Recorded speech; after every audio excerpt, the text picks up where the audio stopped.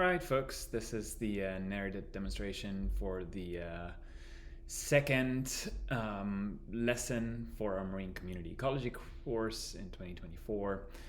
And today we are entering the Tidyverse, and you will learn in a little bit what that actually means. So essentially what we're going to be dealing with today is data wrangling using a package called dplyr and the Tidyverse package, which includes a bunch of other packages as well. Now, the Tidyverse itself is based on this idea of tidy data wrangling, and it contains a bunch of different packages that collectively include a large number of functions that simply help you perform operations that manipulate and process your data. The concept was developed by a guy called Hadley Wickham, who's done a lot of coding work for the R community. And the idea was to provide a new and intuitive, essentially a dialect within the R coding language to do data science. And so again, the idea is you can import your data, and then in a tidy format, you can do all these transformation visualizations and models of your data to help you communicate your data better.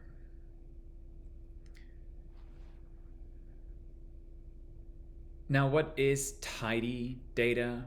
Tidy data is data that is easy to transform, visualize, and model. Generally speaking, what we want in tidy data is the variables to be columns, whereas the rows are data. And all of the functions in the Tidyverse are meant to be very intuitive. So this is a little scheme that they came up with, which is if you think about what you want to do with your data and you describe it, then that should give you enough to actually do it computationally in R. And you will see that a lot of the functions that we're dealing with do exactly what you think they would be doing. Now, the core package within the Tidyverse is the dplyr package, and I always interpret the plyr, I guess, as pliers, which is why it has that symbol right here. Unfortunately, there is no plier emoji. But we can start by just, if you haven't installed it yet, you can install the dplyr package and load it into your library. Or you can go ahead and directly just load the entire Tidyverse, which you may have already installed, and you can actually see all of the packages that are part of the Tidyverse package. Okay, within the dplyr package, there are essentially 5 workhorse functions that we're going to be going through in detail. And what I really want you to do is understand exactly what these functions do. So the first one is filter, which allows us to keep or remove rows based on a range of different criteria. So it's essentially a way to pick out certain rows that you want to work with. The second one is select, which does a very similar thing, but on columns instead of rows. There's the mutate function, which adds new columns or new variables to your data set. Often that is based on other columns that already exist. The summarize function reduces columns, the rows and columns, to summarized values. And the arrange function is simply an equivalent to sort, which allows you to reorder the rows within a column. Before we dive into these functions, I want to introduce you to the pipes operator, which is a special type operator that is implemented using this $, greater than $, expression. It's an extremely useful operator because it allows you to construct a sequence of actions that are performed on the same data set without actually having to stop and rename that data set. So for example, we can create a new vector here called v1, and we can give it a number of random values drawn from a normal distribution, 1,000 values with a mean of 0 and a standard deviation of 5.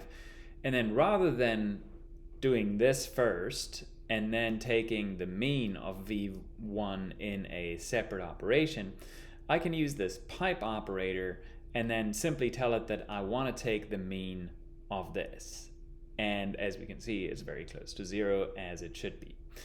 So in other words, the pipes just give you a sequence of events to transform your data or work with your data. And I don't really know why it's called pipes. There are several different explanations. But what I always think about is this the scene from Lord of the Rings where Gandalf takes in some smoke with his pipe. The smoke comes in, but out comes actually a ship that sails through the ring that Bilbo made. And so he basically transformed it in its mouth, and this is exactly what pipes does. Without you having to stop and go back and do a separate operation, you're simply piping it. Okay, couple of preparations before we dive into these functions. So we'll start by reading in our fish tibble data set that we have created in a previous lesson. It should be in your data directory. So in your project, in the data folder, there should be a CSV file called fishtibble.csv. If you don't have that, you can download it on the course website. So just follow the link, if you will. And then let's just read that in and look at it. So it's 3 columns of different fish species and a column that has locations, which we made up, which is Australia, Indonesia, the Philippines, Fiji, the Solomons, and Papua New Guinea. The first function we're going to deal with is the filter function. Okay, so filtering, as I mentioned earlier, lets you select or remove rows based on your own criteria, and that can be characters or values or some more complicated statements. So if we start very easy, we're taking our fish tibble and we're creating a new object right here called fish tibble filtered. And then we say, okay, this is our fish tibble. And then here's the pipe operator that then lets us perform a function with fish tibble. And in this case, we're saying that we want to filter and we only want to retain values where the location, or rows where the location is Australia. And we've got to make sure that we have the quotes here. And then if we call that object, what we see is a version of our original fish tibble, but this time only with the row that has Australia in it.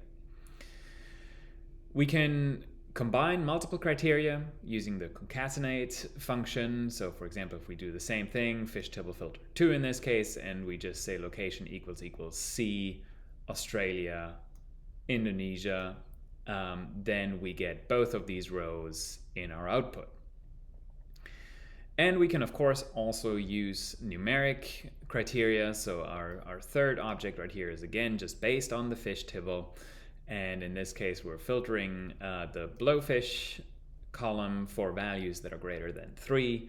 And that's exactly what we get. Okay? We can also apply some of the more complex logical expressions that we've learned previously and combine them using our Boolean expressions. So let's create another filtered fish tibble. In this case, what we're saying is that we want only the rows where yellowfish has a value higher than 3 and a value lower than 7, and that gives us values that are essentially 4, 5, or 6.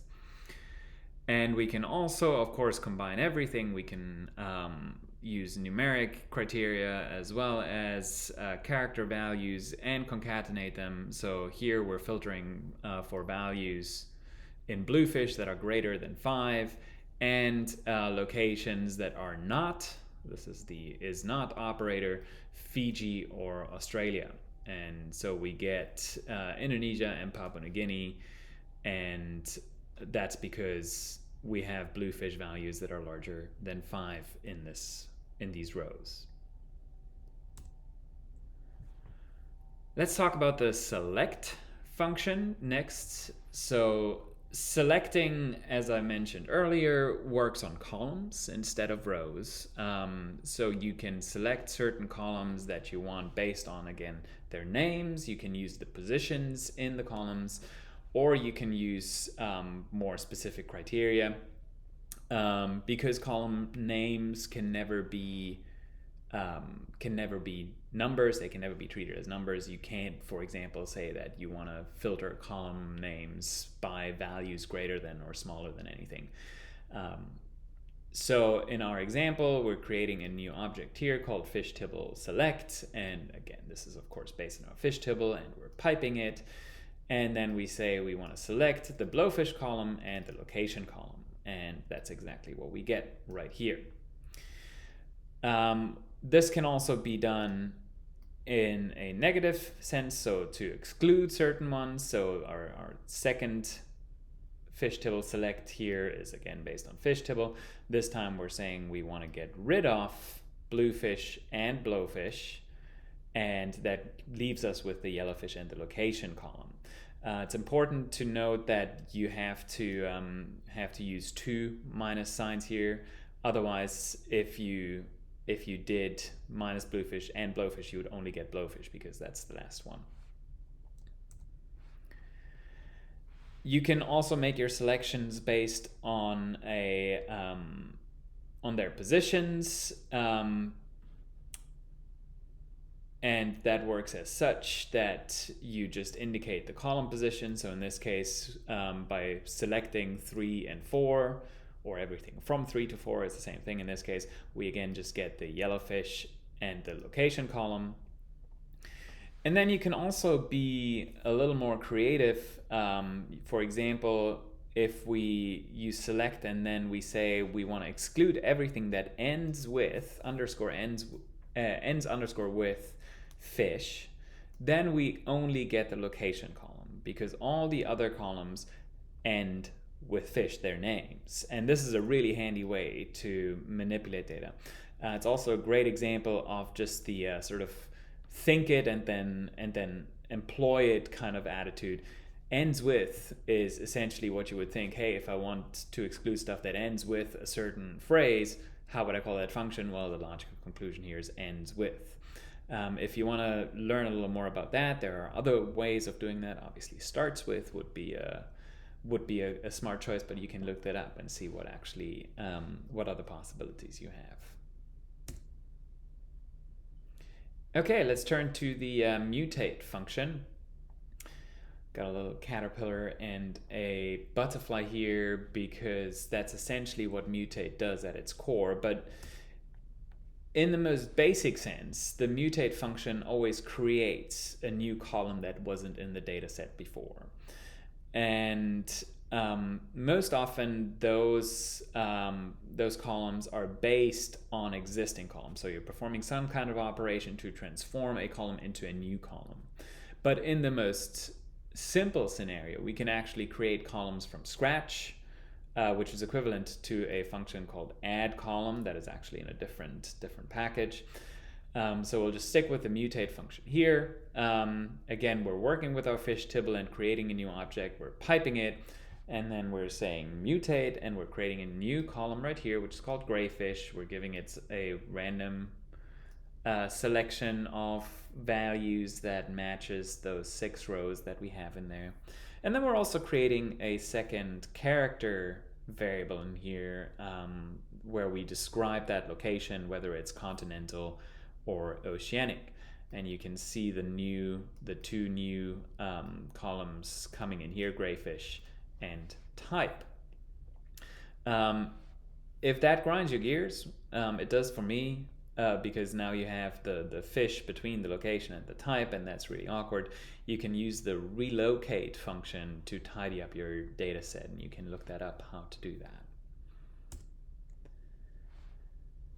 Okay, so we can also use mutate for performing operations on existing columns, as I mentioned earlier.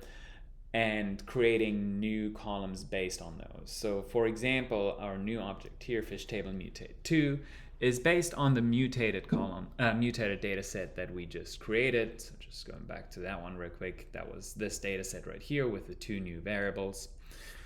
And then we now say that we want to create a new variable. So we mutate, we want to create a new variable that's called total fish. And it is simply the sum of bluefish, blowfish, yellowfish, and grayfish.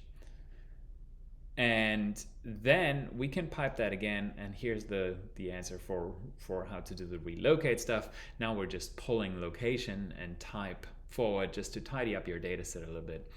And this is what we get, a beautiful table where we have location, type. We still have all of these separate columns that indicate the fish numbers, but we also have a column that is called total fish that is the sum of these values, which is fantastic. We can also work with mutate to combine character columns. So in this case, for example, we're doing a mutate where we create a new column called log_type. And we're simply pasting location and type together, separated by this period right here.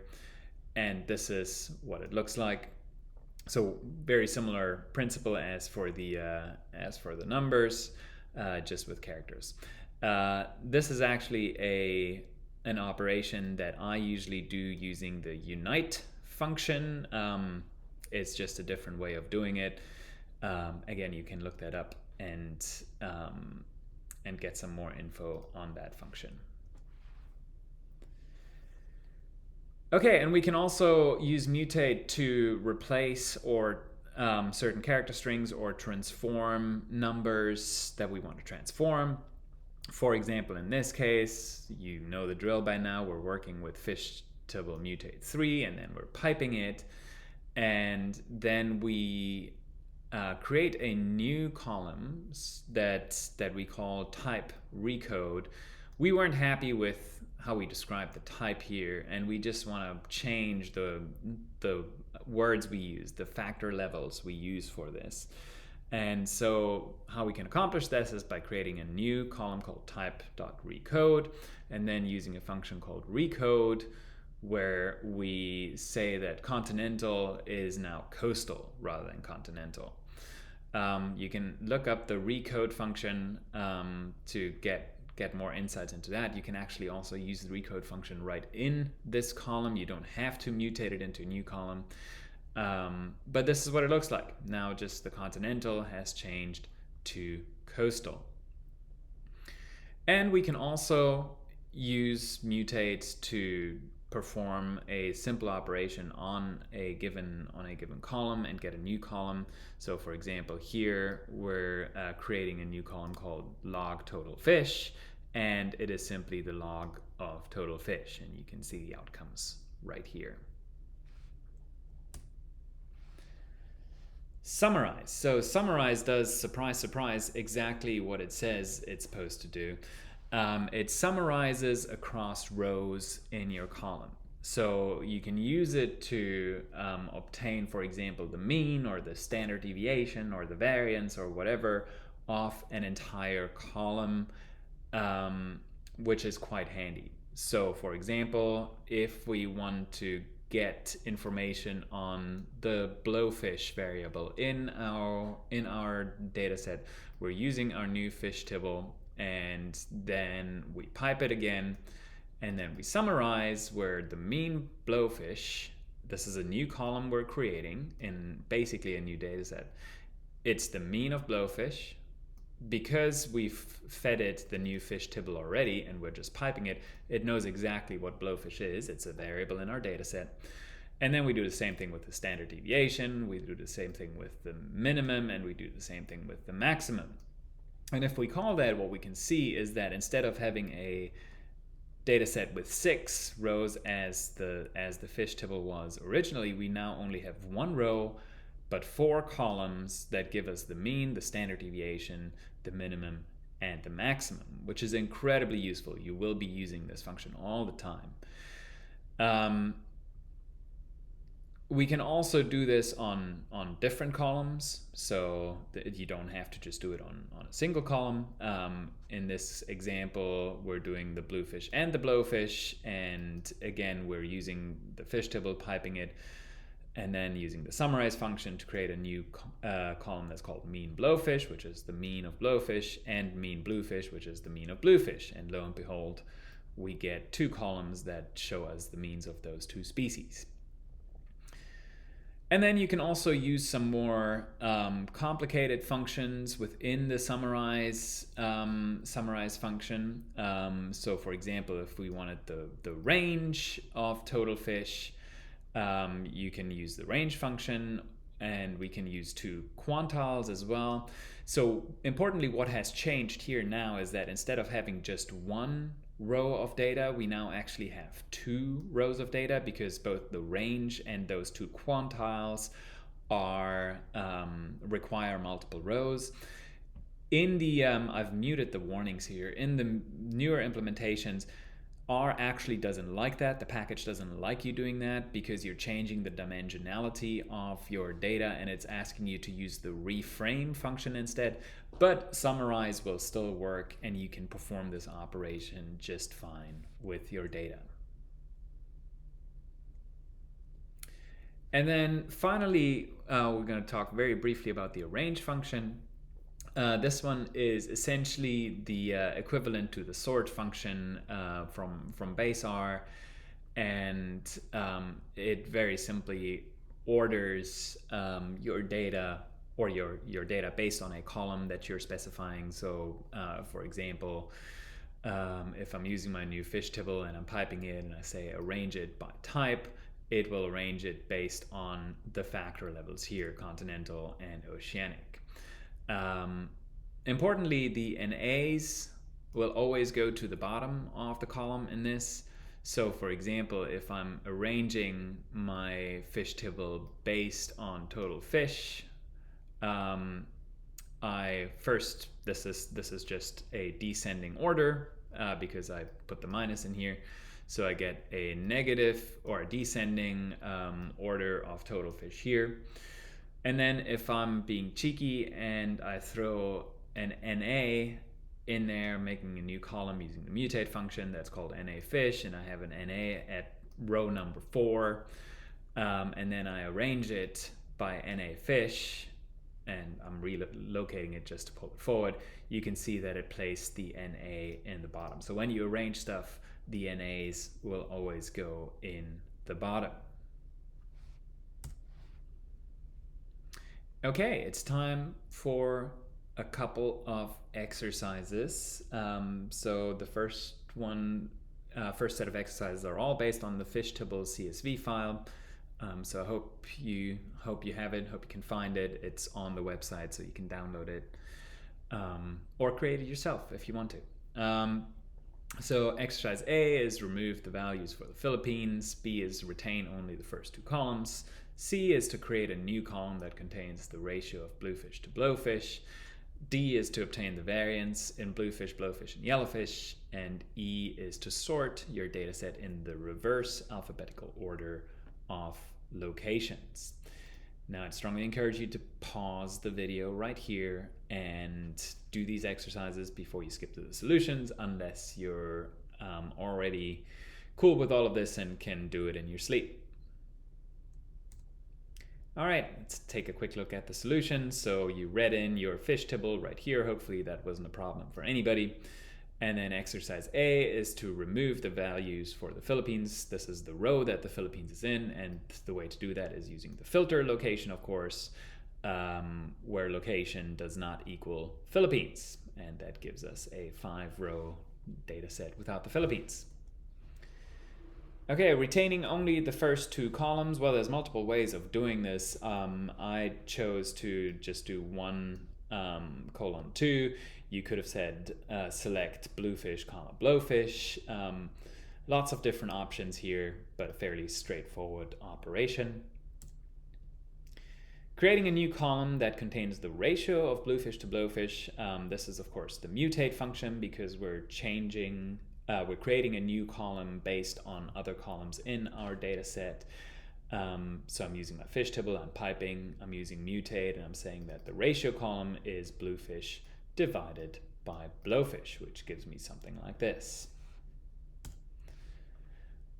Obtain the variance in bluefish, blowfish, and yellowfish. So the variance is a very informative property of distributions of numbers, and we're using the summarize function here. And it's very simple. Var blue is var of bluefish, blowfish, and yellowfish, and so on and so forth, and it gives us 3 columns with those respective variance values. And then finally, sorting your data set in the reverse alphabetical order of locations.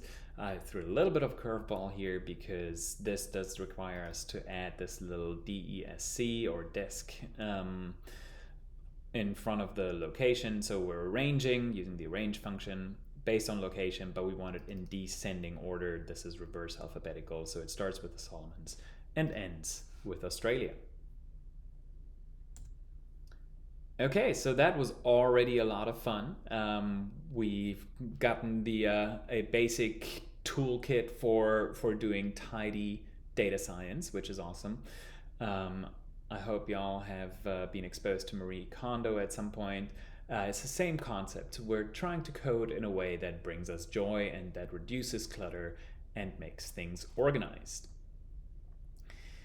Now we're going to look at some of the auxiliary functions that start branching out from just the dplyr package. And specifically, we're going to look into group by, which allows us to perform actions across rows that have the same factor level. We're going to look at join, which allows us to join 2 data sets based on an overlapping column. We're going to look at gather, which compiles rows from several columns into just one column.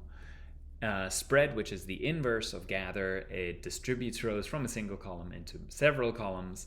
And then we're also going to very briefly look at case-when, which is a really nice advanced logical function that you can use in your mutate statements, which are really powerful for creating new variables based on existing columns.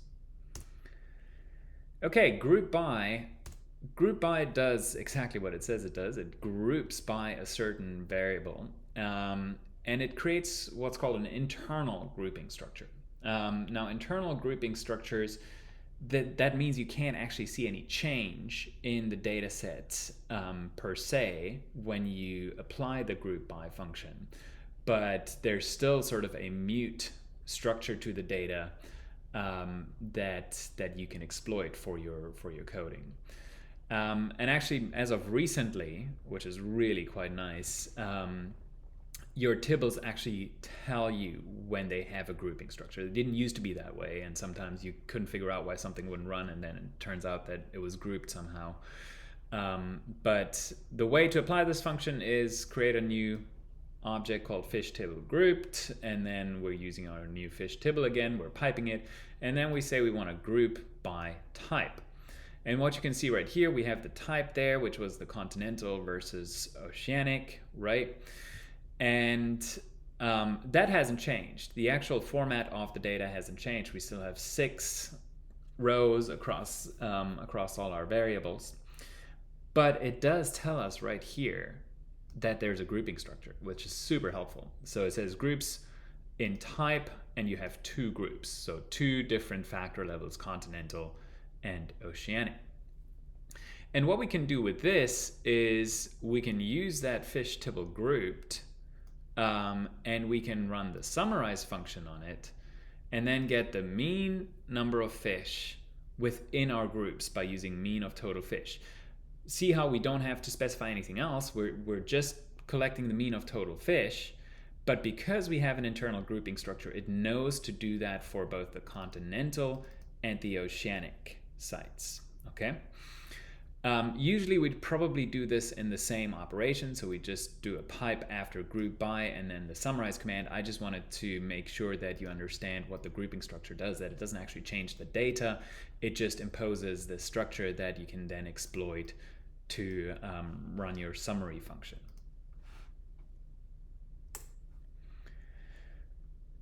We can also group by multiple arguments, which is quite easy to do. So for example, we can create a new column in our data set called region, where we indicate which broader region this is in, either Oceania or Asia.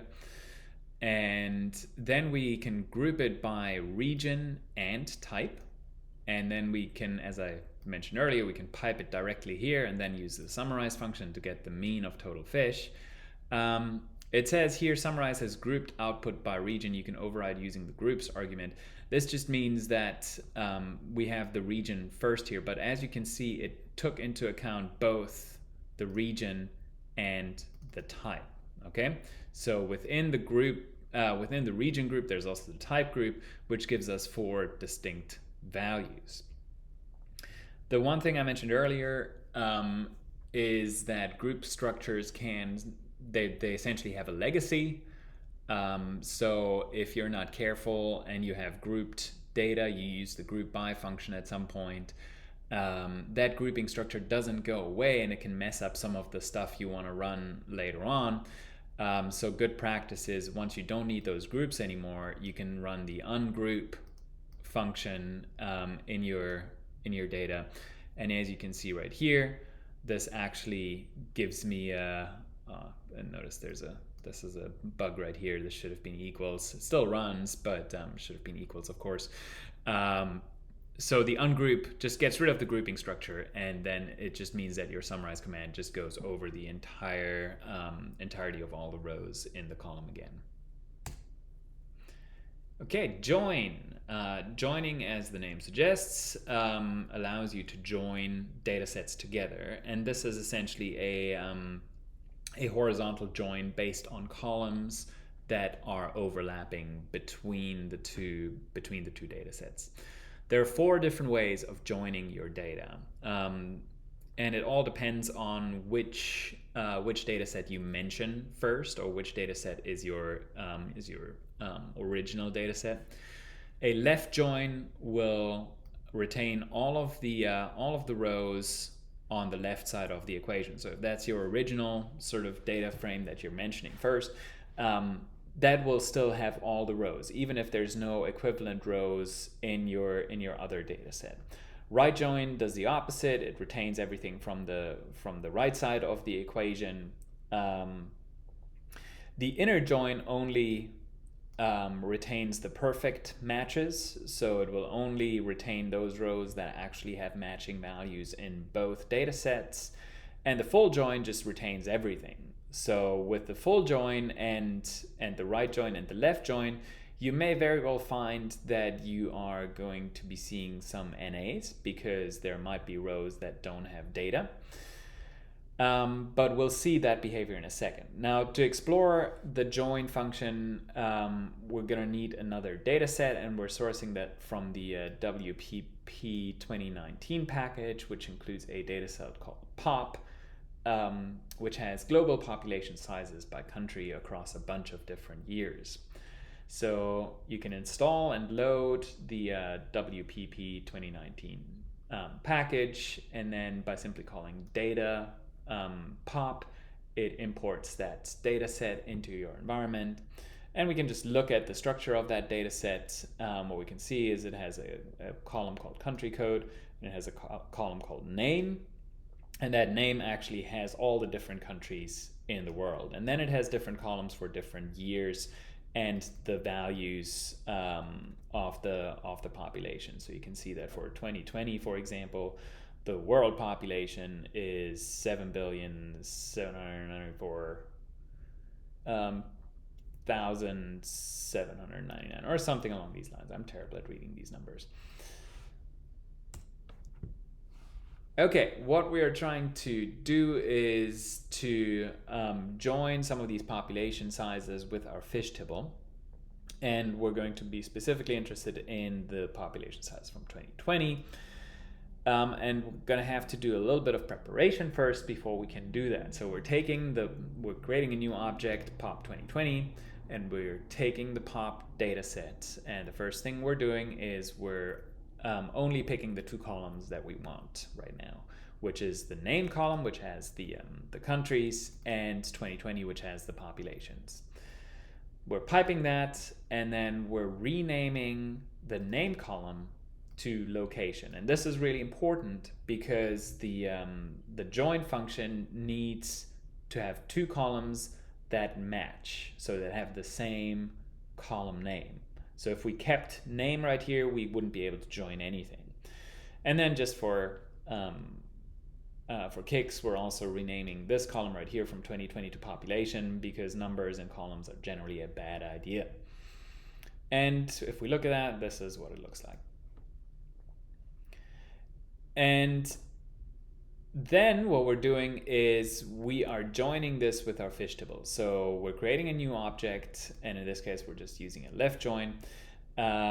We're starting with the fish tibble. That means the fish tibble is on the left side of the equation. And then we're piping it, and we're left joining it with pop 2020. And we're specifying here that we want this join to be done by location. So that's the column that the two have in common. It would actually automatically do this, so R automatically looks through your column names and finds the match. This is only really important. It's only important to specify by when you have multiple matching columns. So just be aware that you may or may not have to specify the column that you want it to join by. And then here's what we get. This is our fish tibble right here, the left side of the data frame and the equation. And then because location was the overlapping column, we only have it once because it just merged them together. But now we also have this population column in here. So here's your NA value. What happened here is that the Solomons, as we had them in our location file, doesn't actually exist in the POP 2020 dataset. It's called Solomon Islands in there. And what that results in is this NA value right here. So because Solomon's was not a factor level in POP 2020, it didn't have a value associated with here, which is why it gives us an NA. If we want to avoid that, if we want to avoid NAs at all costs, obviously we could go back and change the name of the Solomons. That would be an relatively easy fix, and then join it again. But we can also use an inner join, as I mentioned earlier, and that inner join only looks for the perfect matches between the two data sets. So if we're doing that, again, same operation, but in this case we're specifying inner join. Also note that we're not specifying the by location in this iteration of it. And we can see that it automatically got rid of the Solomons because the Solomons were not a perfect match. There's a couple more things to explore with join, and we'll get plenty of practice with that in the exercises, so you don't necessarily have to be concerned with it right now. But yeah, just remember that join can be a bit fickle, and it's important that your column names match, and that if you want that perfect overlap, then your factor levels in this column also have to match perfectly. Let's continue with the gather function. The gather function is extremely useful when someone gives you non-tidy data, where a lot of data is spread across a bunch of different columns. What it does, it turns the data from what's called a wide format, where you have a lot of information distributed across the different columns, into a long format, where the different columns are essentially pasted into one column with more rows. It's extremely useful because it allows us to use the group by function for our newly created variable, and you'll see in a second how that works.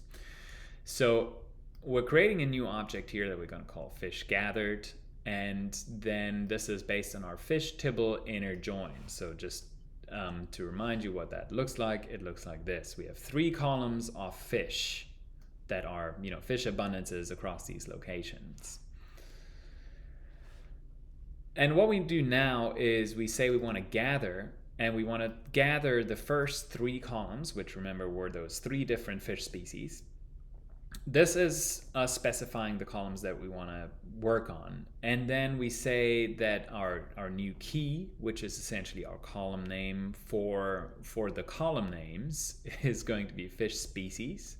And we're saying that the value, which is the actual row value that column has, is going to be the number. And this is what it looks like when we just look at the top few rows, just for visualization. Instead of having those 3 fish columns in the beginning, so we had bluefish, blowfish, and yellowfish, we now have a column that's called fish species, and it has bluefish in it. It also has blowfish in it, as you can see, so it just goes sequentially down. And then it has the row value that was in that respective column right here. And what we can do now, for example, is we can use that fish gathered data set, this data set right here. We can group it by fish species, which is right here. And then we can summarize it and get the mean and standard deviation in two easy lines of code. And it gives us the mean and the standard deviation for bluefish, blowfish, and yellowfish, which is extremely handy. So all of this is not super impressive when you're working with extremely small data sets like this one, but once you start having data sets with hundreds, thousands, or tens of thousands of rows and tons of different columns, then that gets very useful very quickly. Spread is an easy one. Couldn't find a better emoji than the bagel that has cream cheese spread on it, so bear with me here. Spread is very easy. It's just the inverse of gather. So everything we just did, which was compiling different columns into a single column, can be undone or reversed using the spread function. And of course, you can also apply it independently. So if you happen to have a data set that you need to spread a column into multiple columns, you can do that. There are some problems that can arise when you have missing observations, and I'll show you that in a second. But before we get to that, we're just going to use that fish gathered data set that we just created. Mind you, this is not the summarized one down here. It's this data set right here. And we're saying that we want to spread a certain column. The key of this column, or the column that has the key, is fish species, and the value is the number column, and then we spread it, and we essentially get back to exactly what that data set looked like before we gathered it. And to demonstrate what I mean by problems can arise when there are missing observations, let's do the same thing, but we're just filtering. Before we run anything, we're filtering this data set to exclude rows that have a value of 3 in the data. And what that does is, if you look back here, it would get rid of this row, for example. So now we don't have a value, we don't have a row that has bluefish and Australia in it. And that's problematic in our spread, because we have a bluefish variable that has a 3 in here that is in Australia, and that one doesn't exist anymore. So usually what it does, it just changes this to an NA. But what we can do right here is we can do the exact same spread we did earlier, but we can tell it to fill this particular absence, this row that is missing, with a 0, which is often the more appropriate way of dealing with it. So if I didn't do this right here, then it would give me an NA for this value, and it would give me an NA for this value as well, because those rows didn't exist in the original data set after we filtered by numbers that are not 3. And then the final one I wanted to introduce is the case when function, which is a very handy way of incorporating more logic into your mutate statements. So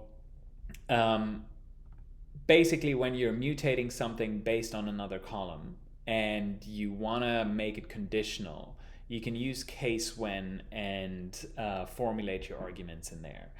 I'm using this function all the time. It's one of the most useful functions I know. So we're working with the fish spread column right here, which is the exact same data set we just created. It's right here. This is the data set we're working with.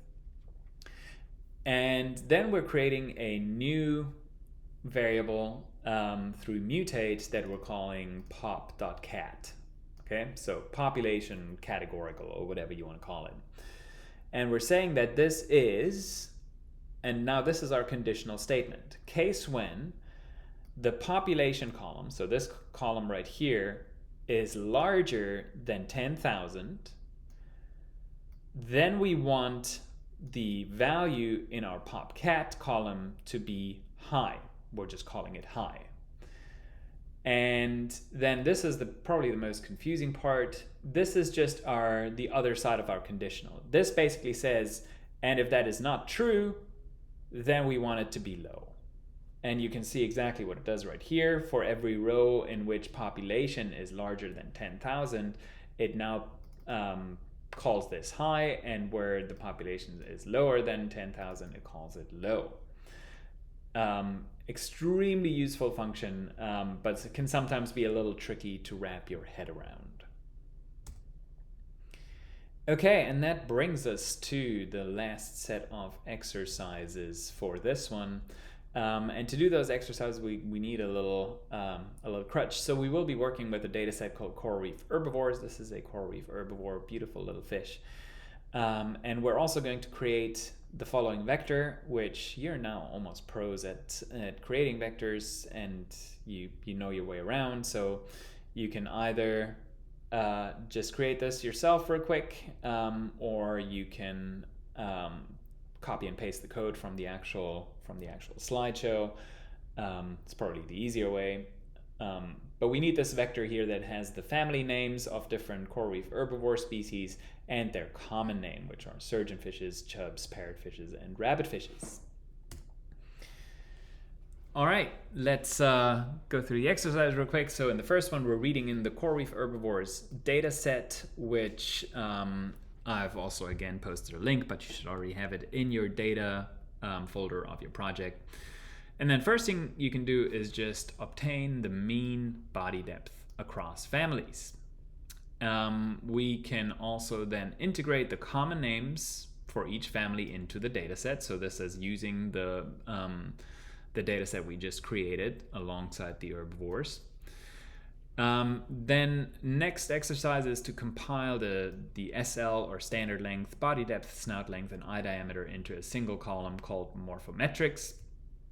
Then to reverse that previous action, and then also to create a new column called googly-eyed, where all species that have an eye diameter that is larger than 0.3 are tagged as googly, and those with eye diameters that are smaller than 0.3 are tagged as not googly. And I encourage you to pause right here for a second. Okay, solutions. So to obtain the mean body depth across different families, you can simply use the group by argument. So after reading in your herbivore data set, you're working with that one, you're grouping it by family, and then you're getting the mean body depth by summarizing for each family, and that gives you this beautiful little summarized output. Okay, integrating common names is perhaps a little trickier. So you may have caught the wrinkle that I threw in here. You have to prepare your family's data set first, because I purposely named the column families instead of family.